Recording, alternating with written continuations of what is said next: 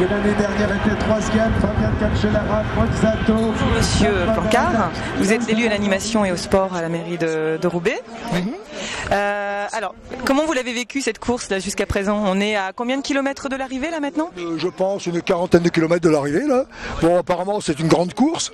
J'avais parié Cancellara ou Boulen et Cancellara a l'air de vouloir partir. Donc ça correspond tout à fait à ce qu'on pensait. Bon, ceci dit, encore une fois le vélodrome plein. Donc un grand moment pour Roubaix, comme tous les ans. Oui, tout à fait. Justement, ça m'amène à l'autre question que je voulais vous poser.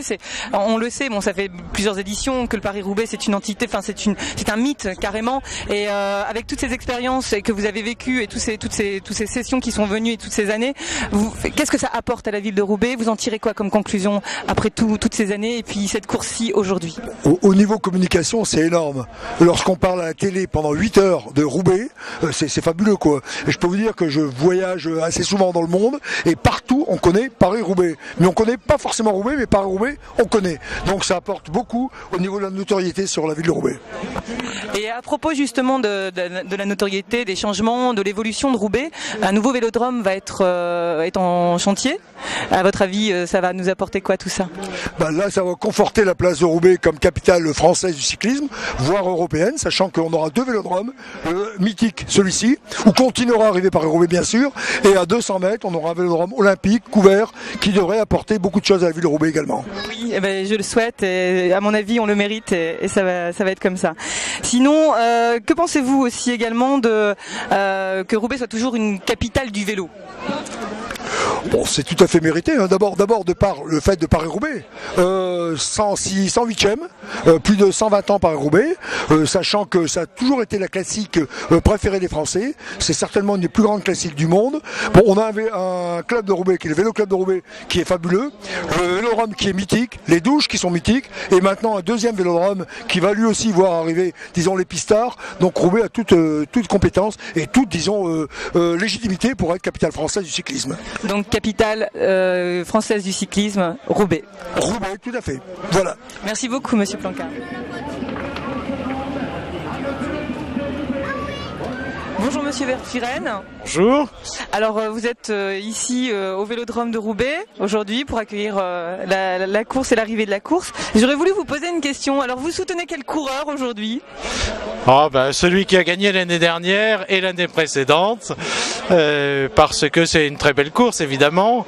C'est une course très dure, une course d'effort, de courage, de difficulté.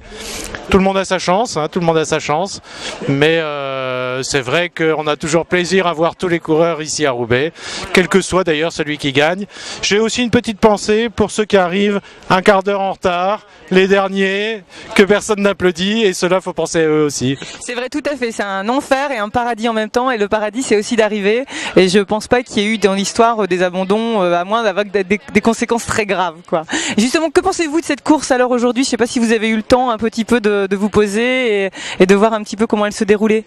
Vous savez, moi ça fait quand même une bonne quinzaine d'années que je viens chaque année, à la fois pour représenter la ville de Roubaix, et je ne suis pas le seul bien sûr. Aujourd'hui c'est un jour un peu particulier parce que j'accueillerai également des personnalités du monde économique. En tant qu'adjoint aux affaires économiques, c'est aussi un peu mon rôle. Et des sponsors importants qui ont un rôle, y compris sur Roubaix, et à qui on veut faire partager notre enthousiasme et le plaisir d'être à Roubaix tous ensemble. Elle est ensoleillée cette course-là, hein? Ah oui, elle est très ensoleillée. Il fait beau, il fait presque chaud, pas tout à fait mais presque. En tout cas, c'est toujours un plaisir pour nous. Et il y a beaucoup de monde. C'est une fête très populaire qui est gratuite pour tout le monde. Et donc tout ça, c'est un vrai bonheur. Donc vous êtes d'accord avec Roubaix, capitale du vélo? Bien sûr, capitale de beaucoup de choses, et du vélo notamment, capitale de la vente à distance, ancienne grande capitale mondiale du textile, une grande capitale économique, et aujourd'hui capitale du vélo bien sûr. Et voilà, merci beaucoup monsieur Verspiren. Merci. Alors bonjour monsieur Arnaud Tournant. 4 fois champion olympique. 4 fois médaillé olympique. Oui, à Sydney, Athènes et Pékin pour la dernière. Pour le cyclisme sur piste, voilà. Super, merci pour cette interview. Je vais vous demander un petit peu vos impressions. En fait, vous avez suivi la course depuis le début? J'ai regardé, avant de venir ici, j'ai regardé une bonne partie à la télévision. J'ai suivi la traversée de la tranchée de Wallers-Arenberg dans la voiture en venant ici. Et puis là, depuis tout à l'heure, je jette un coup d'œil de temps en temps sur la course parce qu'il y a beaucoup de monde. Et on a la chance de voir encore une très belle course avec les favoris aux avant-plans. Un temps plutôt agréable. Et puis donc voilà, il ne reste plus qu'à avoir un super vainqueur. C'est pas délicat de vous demander sur qui vous misez aujourd'hui? Moi, je serais plutôt tenté de dire Cancellara vu les dernières compétitions et les résultats qu'il a pu avoir. Maintenant, le Paris-Roubaix, ça reste une course très spectaculaire et indécise jusqu'à l'entrée du Vélodrome. Donc, on verra bien qui rentrera ici dans les premiers. Et puis après, il faudra faire un choix. Mais si j'avais à choisir, je dirais Cancellara. C'est super, vous serez au rendez-vous au prochain tour de Paris-Roubaix et puis très prochainement aussi avec le nouveau Vélodrome. J'espère, je croise les doigts. Ça va être bien le nouveau Vélodrome. Ça va être une structure différente, ça va être un nouvel élément et puis un instrument fabuleux pour le cyclisme sur piste et le cyclisme en général. Et ça va être aussi une super chance pour Roubaix et la région Nord-Pas-de-Calais d'avoir une structure pour accueillir les meilleurs athlètes mondiaux chez nous, dans notre propre région. Et une belle vitrine mondiale pour Roubaix.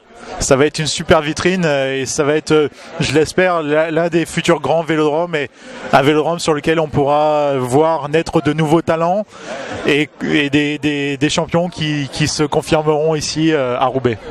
Merci beaucoup Arnaud.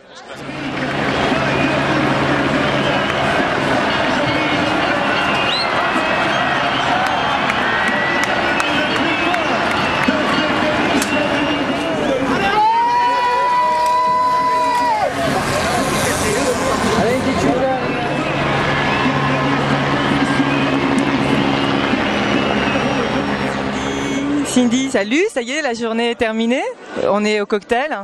Tu viens de te poser un tout petit peu, tu viens de descendre de l'estrade, à côté de toi il y avait Bernard Hinault, il y avait Duclos Lassalle, et c'est des grandes figures du cyclisme qui ont fait du Paris-Roubaix, qui ont fait des Tours de France, donc ça doit être impressionnant. Comment tu te sens?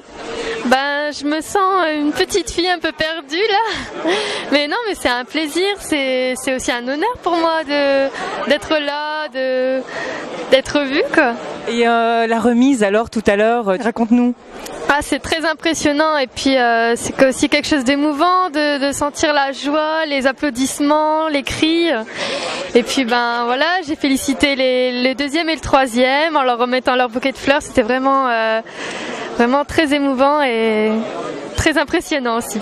Cindy, on a remarqué que tu avais de très jolis bijoux, assez exceptionnels, assez originaux. Raconte-nous un petit peu, c'est qui, c'est quoi, ça vient d'où? Alors c'est une jeune créatrice du nom de Manon qui m'a prêté donc ces magnifiques bijoux en tissu. Et donc son site c'est Fleur de Peau, et vraiment très gentille et vraiment elle fait des choses vraiment merveilleuses. Et elle est de où cette fille, cette créatrice? Elle est sur l'île. Voilà, encore une créatrice du Nord. Merci. Alors là, on a vraiment de la chance. On a un multi-vainqueur du Paris-Roubaix, une personne qui fait partie de la mythologie en fait de cette course et du cyclisme en France, Monsieur Duclos Lassalle. Donc, vous êtes ici à Roubaix aujourd'hui et vous avez vécu comment cette course-là? Moi, j'ai vécu Paris-Roubaix comme je le vis tous les ans, à suivre la course avec ma voiture et des invités. Et ça a été un beau Paris-Roubaix où on a vu un beau coureur, un beau vainqueur, Cancellara qui a dominé la course, mais c'est vraiment, ça a été une belle course. Super. Et vous aviez misé sur le vainqueur d'aujourd'hui parce que j'ai entendu beaucoup de bien de cette personne. Vous faisiez partie des personnes qui le supportaient? Oui, j'avais misé sur lui et comme je l'ai dit tout à l'heure sur le podium, j'en avais fait le favori numéro 1 parce que c'était un Paris-Roubaix sec. Ça aurait été mouillé, Bounen aurait été un petit peu avantagé, mais là sur un Paris-Roubaix sec c'était certainement la force et comme Cancellara développe énormément de force au niveau du dos, il pouvait que s'imposer. Super. Sinon, pour parler de Roubaix et de son futur au niveau cyclisme, vous êtes au courant que nous allons accueillir un nouveau vélodrome. Vous pouvez nous poser quelques petits vœux, en fait, servir de parrain officieux pour ce nouveau vélodrome et pour le futur cyclisme roubaisien. Mais déjà, c'est bien qu'une municipalité décide de faire un vélodrome. Après, il faudra bien l'utiliser. Je sais que ici, vous avez quand même des personnes qui s'intéressent énormément au vélodrome. Et je dirais que j'espère et je souhaite que ce vélodrome marche bien, que vous recevez des belles épreuves, que ça fasse pas comme le vélodrome de Bordeaux, qui est de ma région, qui est un bel outil de travail où on a fait des beaux records, où il y a eu des records de l'heure de fait, mais qui aujourd'hui est en train de la discussion de savoir si on démonte pas ce vélodrome, et j'espère que le vélodrome de Roubaix n'aura pas la même chose. Alors si il ne doit pas devenir la même chose, quel conseil vous lui donneriez? Le conseil que je pourrais lui donner, c'est recevoir des belles manifestations, c'est un fait, mais peut-être l'ouvrir aussi à tout le monde et au public pour venir faire des journées de vélo sur ce vélodrome.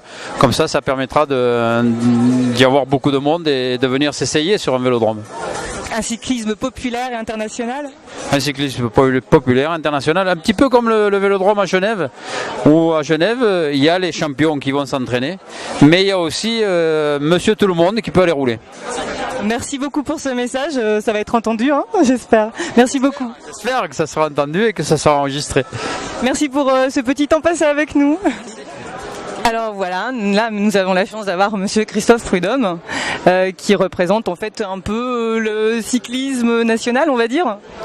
Oui, je suis directeur du Tour de France et donc aussi de Paris-Roubaix. On organise chez Amaury Sport Organisation une quinzaine d'épreuves, dont Paris-Roubaix et le Tour de France. Ouais. Alors justement, le Paris-Roubaix, il tient une place particulière un peu dans le cyclisme national? Bien sûr, dans le cyclisme tout court d'ailleurs, parce que c'est une course à nul autre pareil.